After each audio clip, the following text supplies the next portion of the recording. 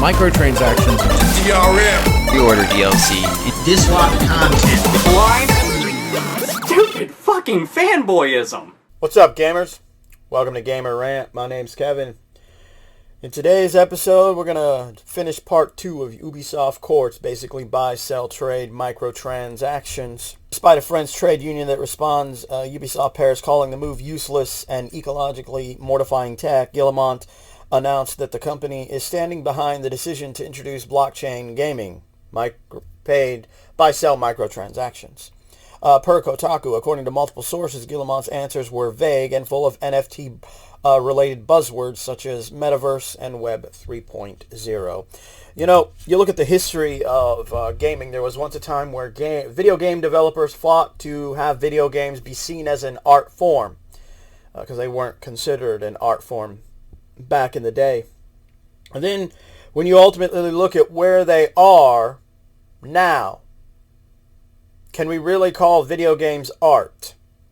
Let's think about this in a logical area here. When you buy a book, the book is complete. The publisher, the author, isn't attempting to sell you chapters that were purposely taken out of it. And don't get me wrong, we're not referring to expansion packs. Expansion packs expand upon the story, the characters, and the world. In fact, if we were to use any kind of analogy in terms of the book world, we would say that an expansion pack is a short story version of a novel. An author writes a novel and then they write a few short stories set within that same world. That's basically the analogy of an expansion pack. It expands upon the world and the characters and the story. And yes, sometimes they don't expand upon the story or the characters or the world. It's usually just, most of the time they're all three, but sometimes they're just two of them. But they still expand upon something within the video game. World can also indicate world building, so on and such forth. The point being is that when you look at actual microtransactions, cosmetic or otherwise, pay to win, pay to play, they don't add anything to the world, the characters, or the story. It's basically kind of this ridiculous popularity contest. Who's got the coolest looking shit online? And granted, for some dumbass reason, developers took this concept of online microtransactions and infested it into the single-player campaign mentality. So how can video games still be considered art when you tear your art up and try to sell it in pieces? Because, ironically, the video game industry is the only industry that deals in creating art that willfully does that. We see that this is more popular in the modern age as opposed to when we first started, so we can now slice this up and milk the shit out of it. And when you look at something like Ubisoft Quartz, that's all they're really doing. It's utter, complete garbage. All right, on every objective level. Besides the fact that microtransactions within of themselves, cosmetic, pay to win, pay to play, irregardless, just microtransactions in general, are objectively garbage. They add no greater value to the game within of itself, except what?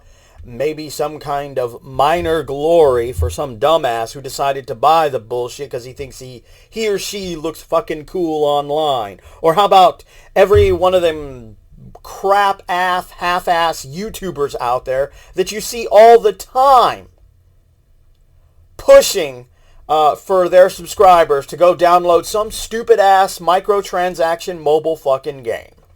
Alright? There's a sheep in every herd, ladies and gentlemen. You can't sit here and say that video games is an art form when that art is willfully sold incomplete.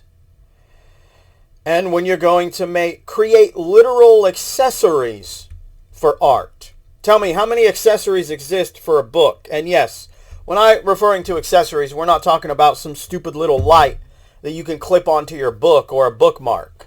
Alright? Those have nothing to do with the context of the story within of itself. It's like you going to buy an accessory for your PlayStation or your Xbox that will allow you to charge your controllers. It's not needed and adds no real greater value to the machine within of itself. So yeah, we're obviously not referring to those kind of accessories. The video game industry is the only industry to have literal accessories to not even the art. To call modern day video games art is an insult to art everywhere and people that actually create fucking art. But this is ultimately gaming today. What can we break up? What can we sell to you? Instead of putting it in the game, you play the game, unlock it somehow.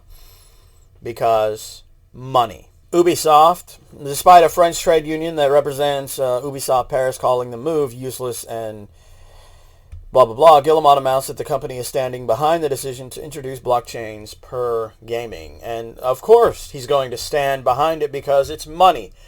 In this modern age that we live in, game developers, including the corporate dick that runs those game companies, they care all about money. They don't care actually about the art, the representation of that art, or anything of that nature. Look at what they've done to gaming. Games are sold incomplete, and yes, Guerrilla Games. I use Guerrilla Games as an example because they're highly praised for Horizon Zero Dawn. They're going to be highly praised for Horizon Forbidden West. But they, just like every other developer out there, guaranteed day one update because they're more worried about making money than making sure that they have some kind of quality art that is released to the public. Instead, let's treat it more like a cash grab. And that's what the majority of most games are in this modern age. Even if they don't have microtransactions, they're put out there so quickly. There's a reason why day one updates exist and shit like that. Because it's about making money. It's not actually about art. It's not about artistic representation. It's all about money. Anyway, this is just my quick thoughts on Ubisoft Quartz buy-sell microtransactions. It's utter fucking garbage. It just basically adds another list to the don't buy any games that have this bullshit in it.